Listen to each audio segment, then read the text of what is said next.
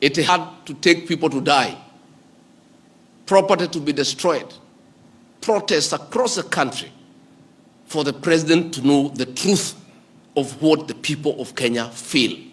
Yet, there is an organization paid for by the public to brief the president and the government about the feeling of the Kenyan people.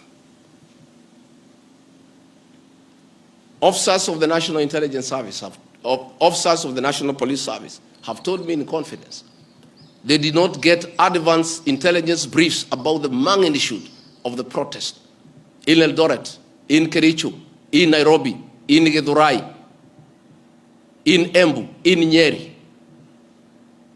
Since independence, there has been protests around Parliament.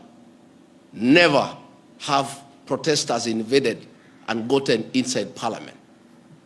Senior officers have told me in confidence they did not have an advance intelligence brief about the intensity of the protest so that they prepare in advance. The National Intelligence Service slept on the job. And the problem is simple. The Director General of the National Intelligence Service, Noordin Haji, was a junior officer in the National Intelligence Service before he was appointed as DPP.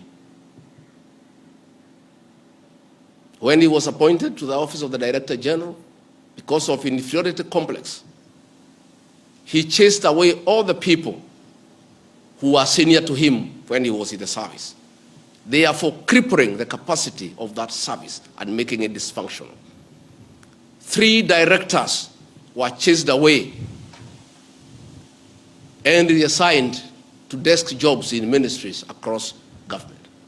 13 assistant directors, men and women with proven track record of intelligence collection and analysis, were removed from the National Intelligence Service, leaving a shell under a clueless Director General who has no capacity to run the organization. And that is why the security sector was caught off guard by the intensity, the anger of the Kenyan people, the agitation of the Kenyan people, the resilience of the Kenyan people. Had Noordin Haji done his job, we will not be where we are today. He has no capacity. He is out of the country most of the time on business trips. The country is on his own. My boss, President William Ruto, is exposed that he has to back down and admit that he has hurt the people of Kenya. Yet this matter has been in public domain for the last 2 months. I want to say that Noordin Haji must take responsibility for the deaths that occurred. He must take responsibility for the mayhem.